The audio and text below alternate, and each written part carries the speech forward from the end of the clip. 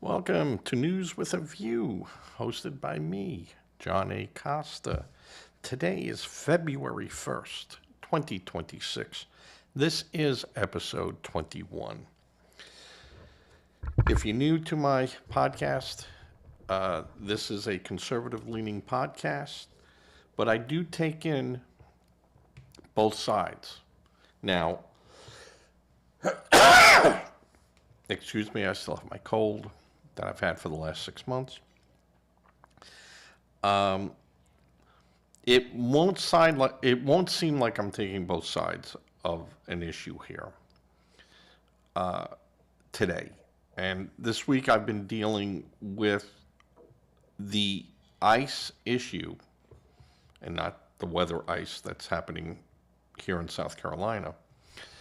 Of course, we're talking about immigration and why we found ourselves in the situation we are in today.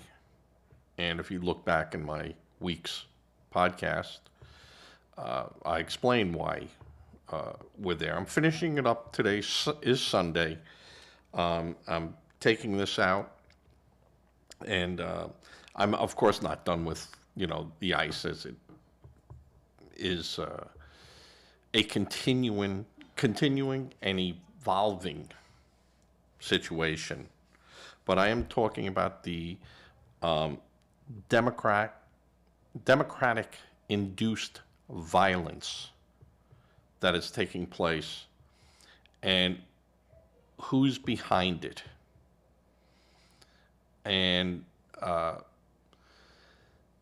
it's real interesting stuff, folks. And of course, to progressives, it's all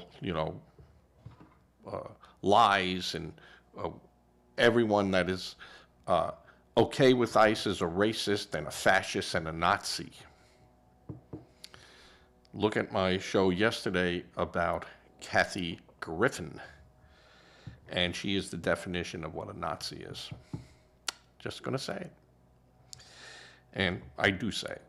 All right, today, in episode 21, the Democratic violent, illogical debate over ICE, the fighting that the Democrats are doing. And I'm going to finish it up today, but of course we'll continue as it evolves. A political action committee which backed Kamala Harris's campaign appears to have scrubbed its website after it was caught soliciting donations through a text mentioning Alex Pretty. Now, Pretty was shot by ICE agents during a scuffle that he injected himself into while ICE agents were making an arrest or subduing another person who had injected themselves into the operations and the interference of the duties of an ICE agent. He was caught with a gun. They took the gun, and then he was shot. And he was shot numerous times. So this website was caught soliciting donations through a text mentioning Alex Pretty, and this was a Kamala Harris-backed group, after border agents fatally shot him in Minneapolis.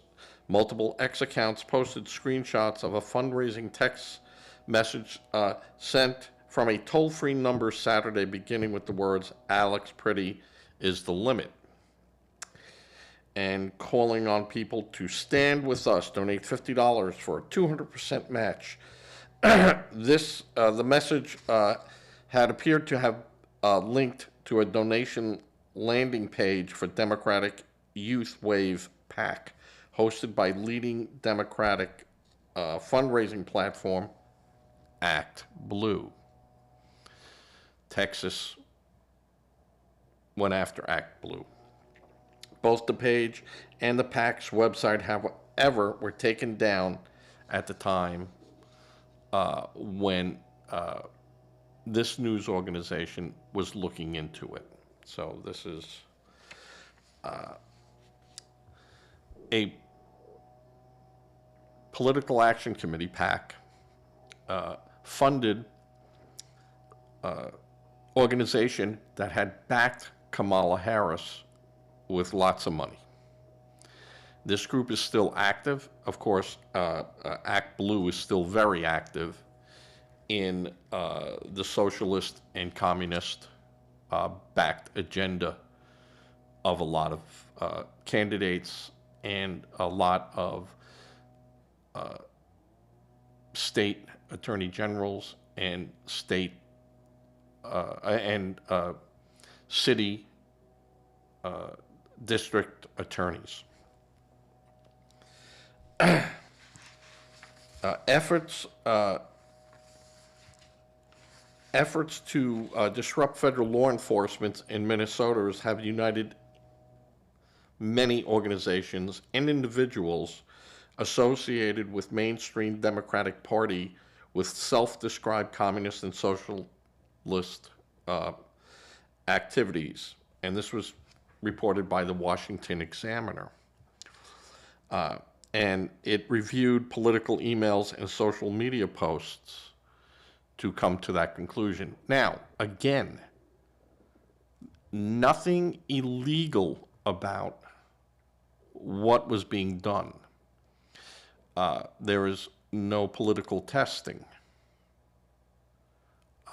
So if they want to be communist or socialist, have at it. You can do that. That's perfectly legitimate to do. It's how the money is saying it's being collected and for what reason. That is where a lot of these groups get in trouble, because the money might, they might mention Priddy's name, who was the criminal who was shot by ICE agents. But that money might not even go to any of that. It just might go into a general pot and go out to whatever. And I think that's what got them kind of in trouble. And this is just such a tactic that the Democrats use. It's just funding hate groups, collecting money, and lying. That's what they do. Bob, in New York, you could just, you could say otherwise, but I would advise you to look at the Washington Examiner on their lengthy review of these groups. In recent weeks, mainstream Democrats have sent messages to their supporters via emails and social media groups, inciting them to either donate money to groups staging protests in Minneapolis and elsewhere, or join them personally in challenging law enforcement. These leftist groups include avowed communists, are taking a leading role in organizing these same demonstrations. Now, again, there's nothing illegal about that. There's nothing criminal about that. So I'm not saying, hey, we got to stop these people and we got to go after these. No, not at all. They can do it. It's legal. So their right to protest is, as being a communist and being an American citizen, is your right, because there is no political test, meaning there isn't one form dictated under the Constitution or a set form. You could either be this, or this. You can't be anything else. So that's not the case. The case is you want to be socialist, you want to be communist, you want to be progressives, you want to be a Democrat, you want to be a Republican, you want to be a liberal, you want to be an independent. Have at it. You want to be green. That's all allowed. And they're allowed, if they form a political action committee, a PAC, they must follow the rules set forth in those arrangements, like a 501c, and they have to show where the money's coming from and where the money's going to, and how they collect it, and what means they collect it in. Bernie Sanders and AOC are very successful in their going out and collecting dimes, quarters, and dollars at colleges, which add up to a lot of money. They're very successful at that. And that's perfectly legal. So there's nothing wrong with that. And I'm not saying it should be stopped or anything. No, that's the process. Pointing out, though, that these groups that a lot of this money is going to are groups that actively engage their organizations and then incite their followers to a point where they become criminal. And we've seen that time after time after time. Acorn, Antifa, Black Lives Matter.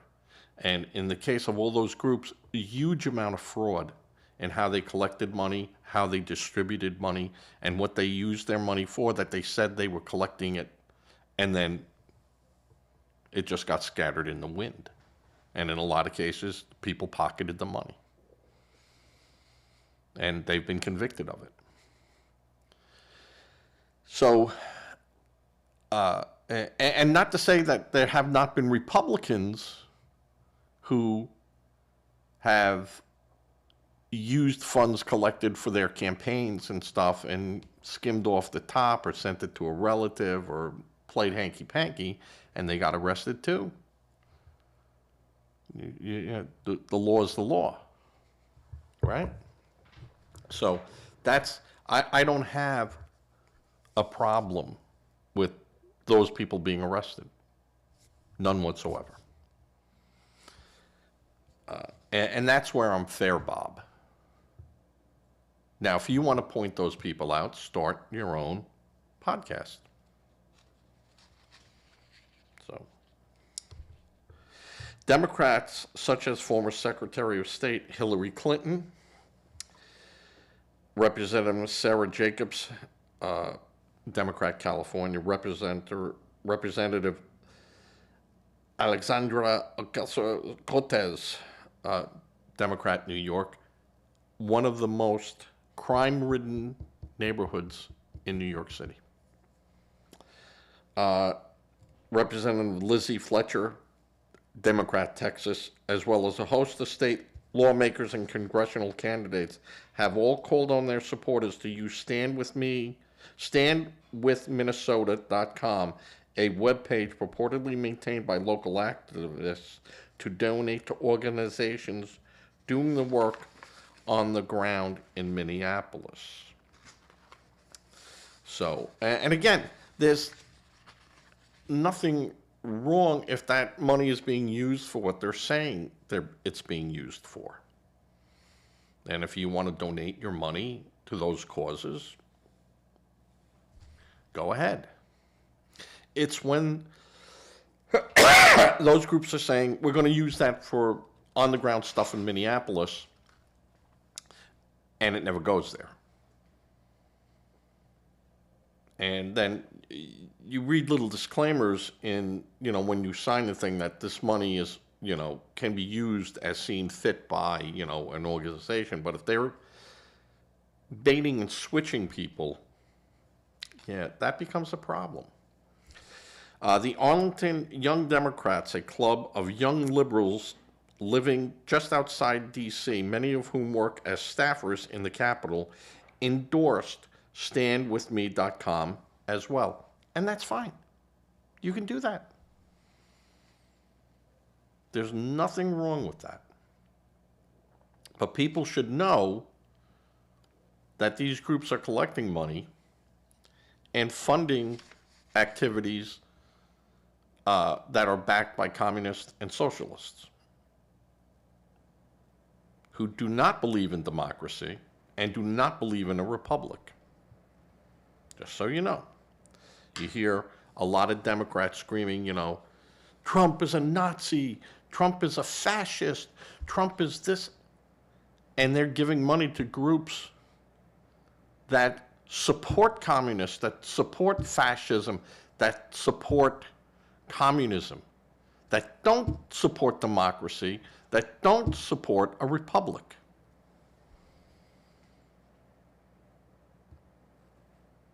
And these low IQ people think, we're going to save America. You're not. You're not. You're working against America. Now, you can protest, and peaceful protests, I keep saying that, is great. It is the voice of the people and the voice of all American citizens.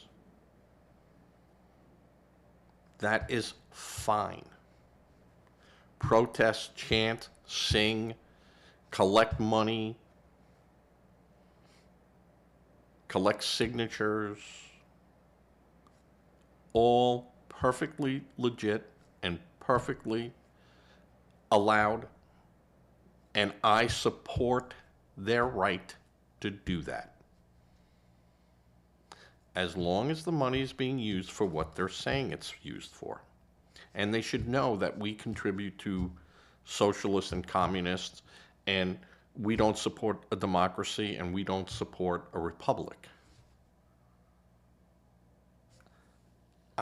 They don't do that. They don't say that. So people like me have to come out and say it, and then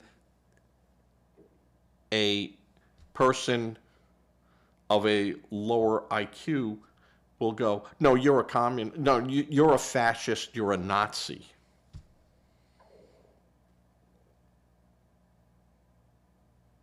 And I go, well, maybe that would be true if I was donating to the group that you just donated to.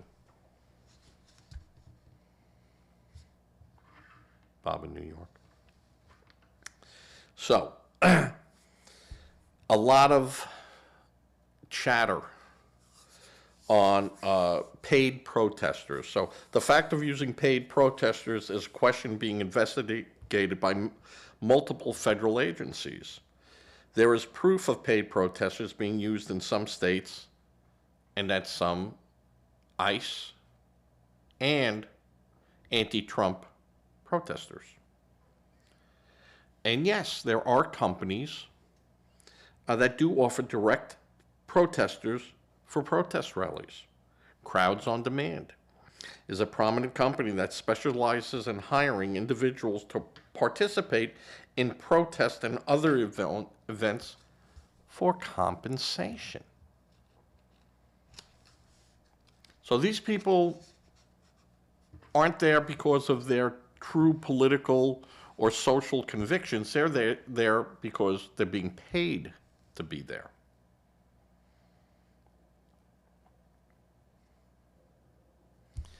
Now, normally, if you went and peppered property with gold and then told people to come onto the property, search the property, and these people find gold and think there's gold there, that was called assaulting. Illegal. I see what they're doing. It's not illegal, but it's highly questionable if an organization is sending paid protesters there. Why? Why? And then who's behind it and who's paying for it? Are these people being, are they filing their taxes? Is the company paying Social Security on them? Are the companies paying their fair share? They're hiring, and they might say these are 1099 hires and it's their responsibility. Well, that company then has to also have made sure that the Social Security numbers matches the names, and there's a whole things that a lot of these companies do or don't do. Paid protesters are typically compensated in the low hundreds of dollars, with event packages ranging from $1,000 to over $10,000. So we're talking lots of money here. Lots of money being shelled out there. And then by who? And of course, this practice raises ethical questions, as it can undermine the authenticity of a true grassroots movement. But it is a legitimate way to support causes and make a living. So it's legal. It could be considered unethical. And when a grassroots movement, and there might be people in that grassroots movement that have no idea that somehow people in their organization used money to pay these groups or got outside support to use people that don't care less about your grassroots movement. They're just there to collect a check. And they're told what to chant, where to stand, where to hold the sign. They're essentially a prop. Companies like Crowds on Demand have seen a significant increase in requests for paid protesters, especially during high-profile political events. Now, again, that's salting a gold mine. The news reports say, hundreds of protesters showed up today, and that shows that the people of this town, and there might be 20 or 30 of them being paid to be there and chant those slogans and run in front of the news cameras. And this trend is a broader debate about the role of money in modern activism and the implications of hiring paid participants.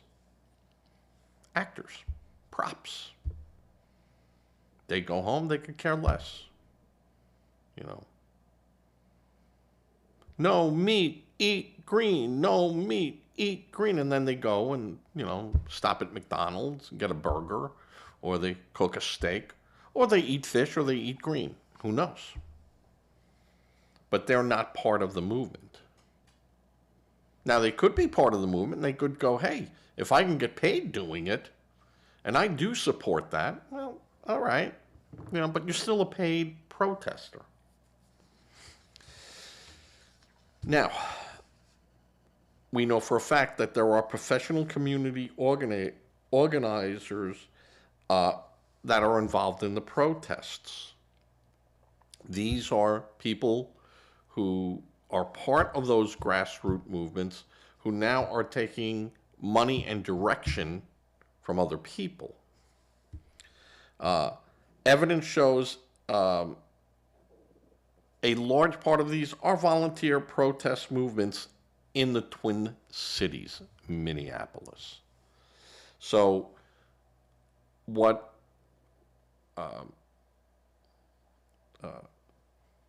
movements, or not movement, what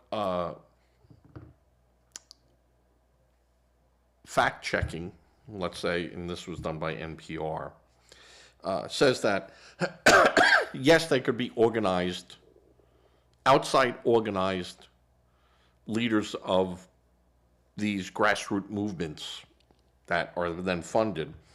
The accusations that protesters are paid is frequently a talking point to dismiss the legitimacy of grassroots activism and criticism of the government. Well, again, see, that's a tilt on words by NPR, who say that, well, that undermines by saying that of grassroots movement. Well, if they're paid, we're not undermining it. We're just pointing it out that these are paid protesters. And yes, there could be a sprinkle of grassroots movement people in there. and people that really believe in that cause. But it does get diluted and has less of a meaning when you find out that, hold it, that guy screaming in front of the camera and that person over there is doing that, and this person running up and down the street chanting, and they're being paid to do that. And again, it doesn't take the legitimacy of that grassroots movement away, but it makes you think, who's paying for that? Is the grassroots movement paying for it? Or is it outside influencers? And why? Why did they need paid protesters there? Why didn't they get enough local activism? Because maybe there wasn't enough people in that community that was behind the cause of the socialists or communists. So they had to bring in people. Can that not be the case, Bob, in New York? Bob and I debate a lot of this stuff all the time on the phone. And then we laugh and we have a good time with it. But these are legitimate questions. And his feeling sometimes is that this stuff is being brought up and there's no reason to bring it up. It's not germane to what's going on. Yeah, I don't know. I will say Congress thinks otherwise, Bob. Congressional investigations of people such as George Soros and the American citizen Neville Roy Singham, now living in China, who are alleged to be funding paid professional protesters and organizers. Singham, they are alluding to, no proof yet, that the Communist Central Party, the CCP, is behind Singham, telling him this is what you need to do and who to fund. And he's doing it at the behest of, which makes him an agent of a foreign country, and he must register as that before he can release money. And he has not, and they subpoenaed him, and Singham very in the near future might have his access to banking blocked. So, protesters sometimes engage organized efforts funded by donations from Democratic-controlled organizations to interfere with police, particularly during immigration raids, arrests, or high-tension demonstrations. Tactics include creating human barricades, blocking traffic, and using cameras for oversight. Now, using a camera for oversight, there's nothing wrong with that. As long as you are not interfering with the police, you're on a sidewalk, you are not actively involved in the situation other than recording it. Now, you could be saying, no police, no arrest, no police, whatever. And that's fine. You can do that. Just don't interfere with the police or incite others to interfere, because that's a crime. These actions can result in arrest, as interfering or physically touching officers is illegal. Can't do that. If you charge at a police officer and he pushes you back because you are now in his personal space,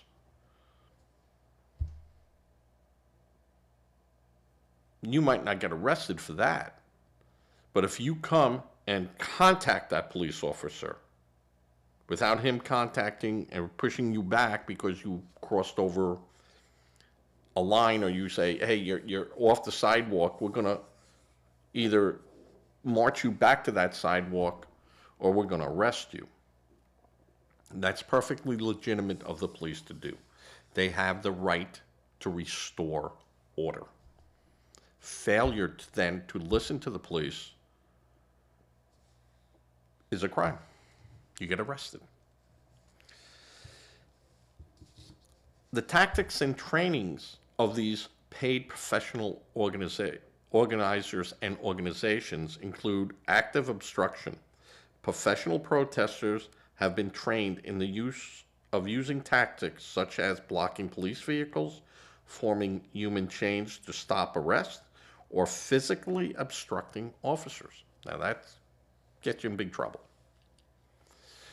You use a vehicle to try to stop the police or anything like that, and the police, even in their car, if you're going and you bump, you're using a weapon against a police officer, you could be shot dead. And this has happened. You can't do that.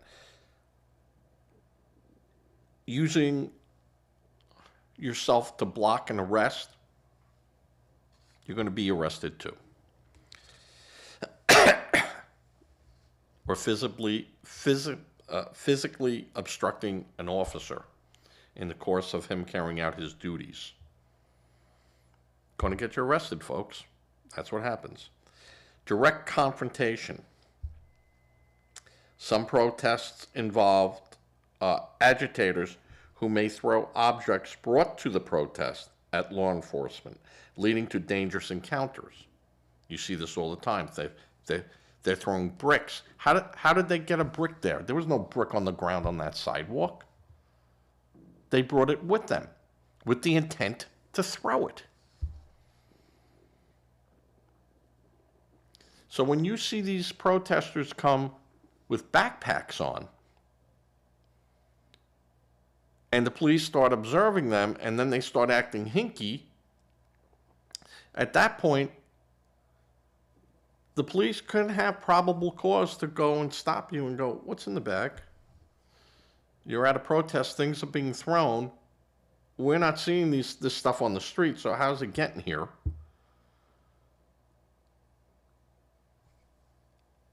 Then, of course, they fight and stuff happens. But this is the agenda of these Democrat-funded groups to go in there with agitators. This is why police look at protesters who bring backpacks to protest rallies. Now, they could just have a coat in there or their sandwich and a soda or whatever. You know, water in there in case they get tear gas, then they could pour it on themselves or whatever. That's fine. Perfectly legitimate. Now, if you take that water bottle and hurl it, you're going to be arrested. But what they do is they put a whole bunch of people in front, and then these people are doing it from behind. There's not enough police in the background, but they got people in that crowd. They're going to grab you. Now, when they grab you, then the other people try to break them away and, stop an arrest from happening. Then, game on. Game on. So, strategic training by these organizations that are behind communist and socialist organization and funding. Strategic training, some advocacy groups train participants in techniques, like I was talking about, but also in techniques of de-escalation. Taking a situation that they see getting out of hand and going, whoa, whoa, whoa, whoa, everyone, step back. Take a deep breath. And how to de-escalate a situation. There are groups that train that.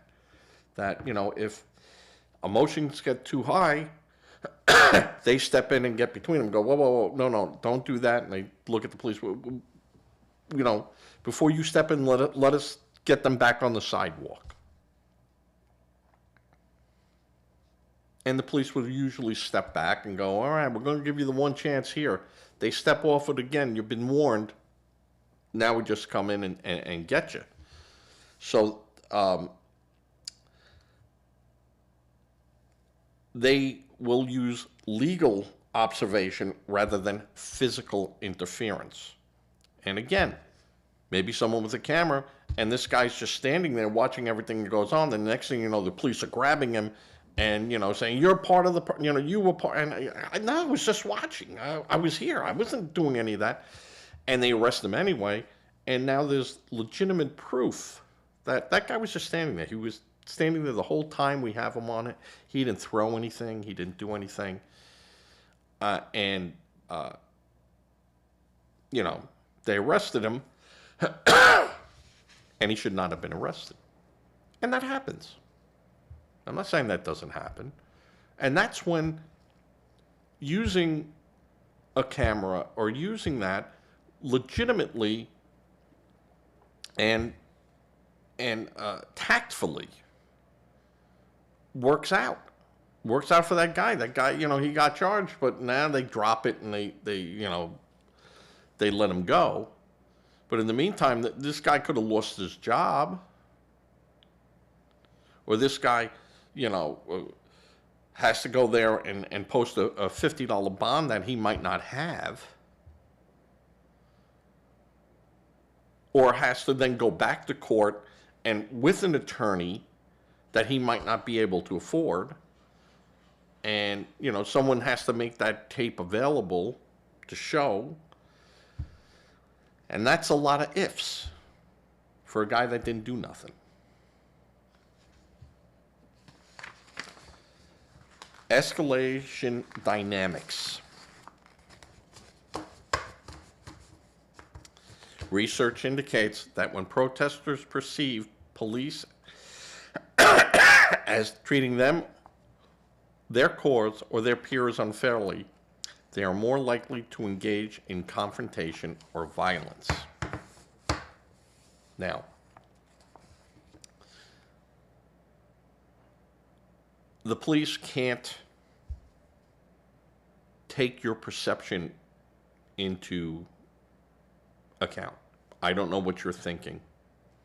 I don't have a crystal ball. I can't see the future. But if you're acting in a manner that is contrary to the law, you can expect consequences. And I don't understand this idea of thinking that you can do something illegal and somehow think that it can be made legal. It's not.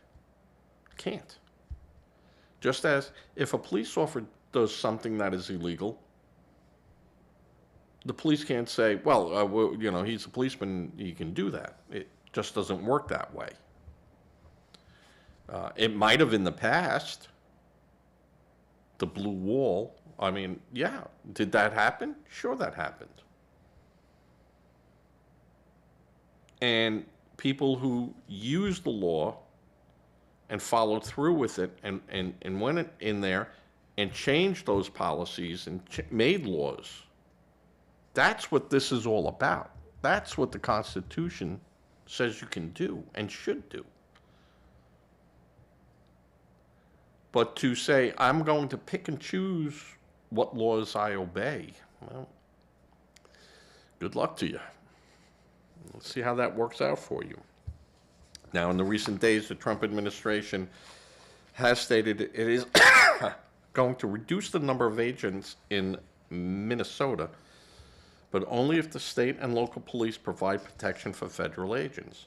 Federal agents will still be used to protect federal property and buildings in Minnesota.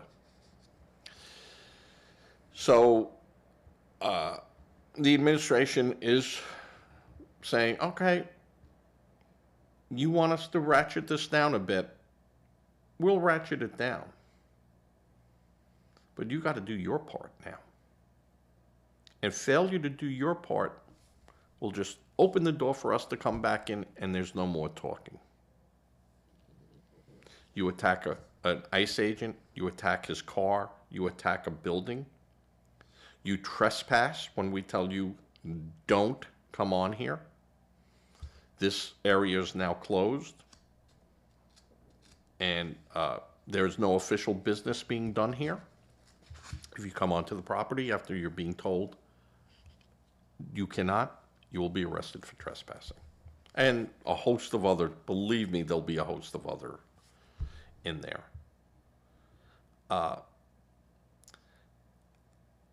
I think that the administration is going to give Minnesota all the rope it needs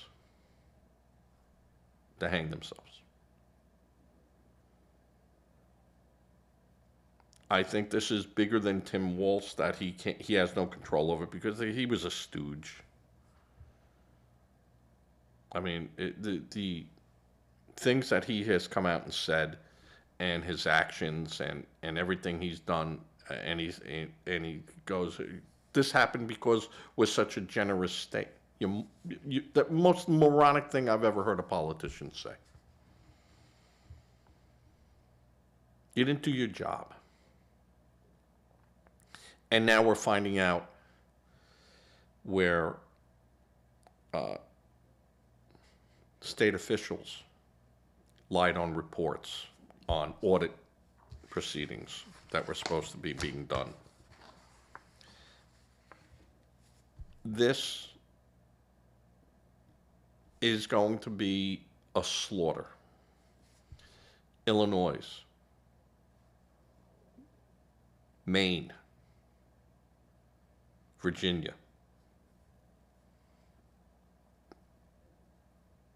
New Jersey, New York.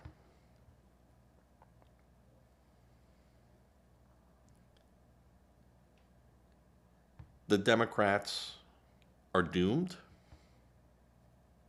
during the midterms. I cannot see the Democrats pulling out of this by 2028. I just don't see it happening. I think there is so much goodies that the Republicans have. They just don't know which one to use first. Do we save this one for the last? Or do we use this one first and then bring out the rest of this stuff? I think that's what's going on. Now, again, as I said, with the Democratic fraud, I call it Democratic fraud, but I'm going to tell you right now, every state has fraud. Because where there's government money, being a red Republican or being a blue Democrat doesn't matter. It's all about the green. So there is corruption in every state. To the extent, again, and who knew and who should have known, and what policies you had in there to try to find this and stop it before it happens. Those are going to be the big questions. And those can be embarrassing questions for Republicans. Because if you find a lot of fraud in Florida, if you find a lot of fraud in Texas and other red states that are as comparable, can you say that this is a Democrat problem or a blue problem? No, and I said, that's why I said, you got to be careful. You don't know what you don't know. I think that in a lot of red states, there's a lot more looking. And, you know, they try not to show up on the radar when there is hanky-panky. And I think the Democrats just do it, they don't care. They do it with impunity. We don't, you know. Because if you come to us, we're going to call you a racist, we're going to call you a fascist, we're going to call you a Nazi. And you're trying to lump us all in one group to get, well, yeah, it's called criminals. So, all right. This is going on now for 45 minutes. It's a Sunday. We got about 4.5 inches of snow here in South Carolina in the Myrtle Beach area. The last time I looked, I think it was 29 degrees outside. Hopefully by Tuesday, it'll be up into the upper 40s. Wednesday, I think it's supposed to be 50 and rain, so this will all be gone. But we are expected some more cold weather coming.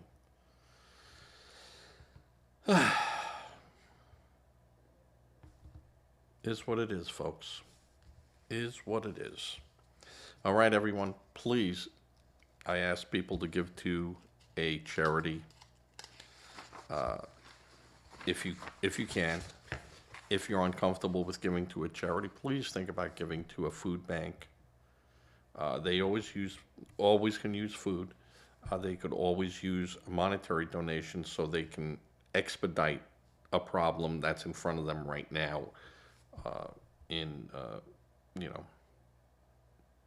food logic, food quantity, or whatever terminology, food security. And when you give locally like that, it stays locally and it helps people in your community. And you do it without the idea, well, they deserve it, that's their own fault, no. Give because that's what you should do. Not foolishly give, but give to organizations that help people, that actually go out and help people. Not like in Minneapolis, Illinois, Maine, Virginia.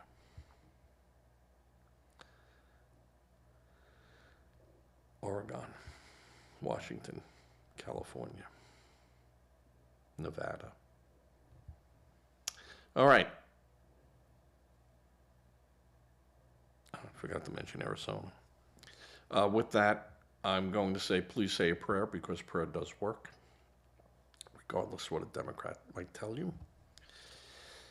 And everyone be safe, and